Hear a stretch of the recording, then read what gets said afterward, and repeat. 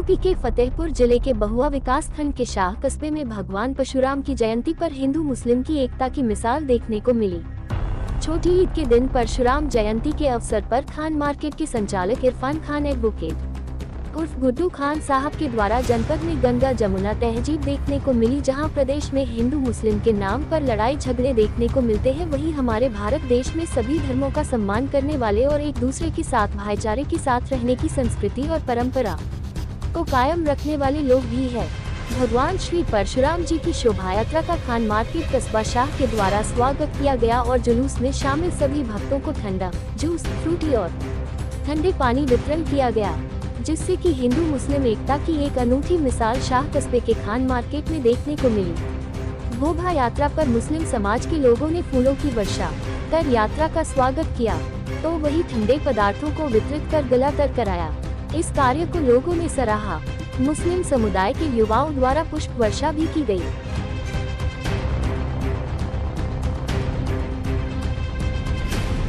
और क्या उद्देश्य रहा इसका?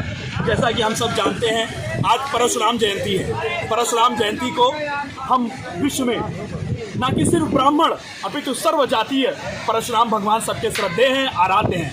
और न्याय को स्थापित करने के लिए जिस प्रकार भगवान परशुराम ने त्रेता युग से लेकर आज तक पापियों का और दुष्टों का संहार किया है, निश्चित रूप से आने वाले समय में हम सब परशुराम वंशज न्याय को स्थापित करने के लिए जो भी लड़ाई लड़नी होगी वो हम लड़ेंगे और समाज में अग्रणी भाव से समाज को एक नई दिशा और नई चेतना के साथ हम परशुराम वंशज कार्य करेंगे। इन्हीं शुभकामनाओं के साथ आज क्या कार्यक्रम हुआ? आज किस कार्यक्रम में भाग लिए? शोभा यात्रा थी, क्या क्या कार्यक्रम हुए? आज परशुराम जन्मोत्सव के दिन पंडित अनिल त्रिपाठी जी के द्वारा और हमारे भाई लखनऊ से पधारे हुए अनुराग भृगवंशी जी और साथ में मिश्रा जी और साथ में आए हुए असंख्य और सैकड़ों कार्यकर्ता जिनकी परशुराम जी की न्याय व्यवस्था में आस्था है, उन सब के द्वारा भव्य परशुराम यात्रा निकाली गई, भव्य शोभा यात्रा निकाली गई। यहाँ पर भैंसेश्वर महादेव जी का बहुत ही प्राचीन मंदिर है। यहाँ पर आकर के हम सभी परशुराम वंशी, हम सभी परशुराम वंशज यहाँ पर जल को चढ़ाएंगे और भगवान परशुराम से और महादेव जी से ये कामना करेंगे कि इस देश को, इस विश्व को, इस राष्ट्र को सदैव समृद्ध रखें और भारत को विश्व गुरु बनाने में भारत के ऊपर कृपा रखें। हमारे आदरणीय प्रधानमंत्री जी, आदरणीय मुख्यमंत्री जी, दोनों का ही भाव सनातन धर्म और वैष्णव धर्म के लिए है। ये सभी न्याय को स्थापित करने के लिए, सभी सामाजिक न्याय को स्थापित करने के लिए लड़ रहे हैं और हम सब भी उनके कंधे से कंधा मिला करके सामाजिक व्यवस्था में न्याय को स्थापित करें।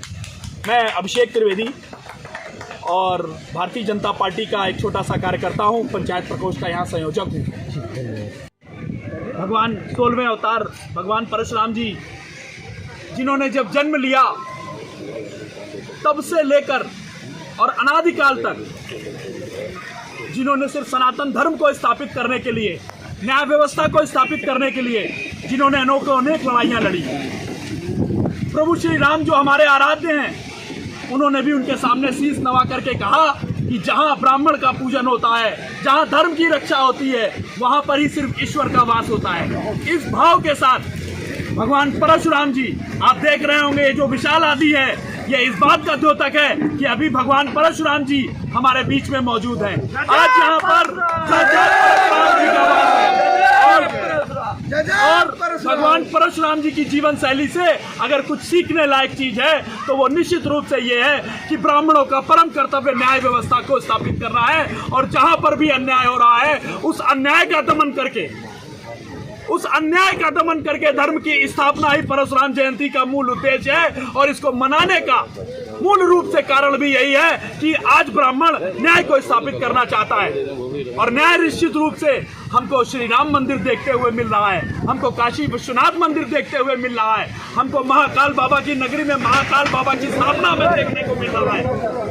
श्री कृष्ण भगवान की जन्मभूमि में उनके विशाल मंदिर को बनने के लिए देखने को मिल रहा है। यही परशुराम जी का असली संदेश है और आप देख रहे होंगे धीरे धीरे सनातन धर्म की भावना बढ़ रही है। सनातन धर्म की पूजा असल में शक्ति की पूजा है, क्योंकि सनातन धर्म ही ऐसा है जो सबको सिखाता है कि हमें शक्ति का पूजन करना है। अन्य किसी भी धर्म में शक्ति की पूजन नहीं होती है। ये सनातन धर्म है, ये वैष्णव धर्म है, जिसमें हम शक्ति की पूजा करते हैं, माँ दुर्गा की उपासना करते हैं और माँ दुर्गा से बारंबार ये कहते हैं कि हे ब्रह्मा, हमको इतनी शक्ति देना कि हम न्याय को स्थापित कर सकें। इस न्याय को स्थापित करने के लिए जिस भी चट्टान से, जिस भी पहाड़ से टकराना पड़ेगा, हम परशुराम वंशज टकराएंगे और निश्चित रूप से एक सामाजिक न्याय की स्थापना करेंगे। इसी संदेश के साथ बोलो जय जय परशुराम।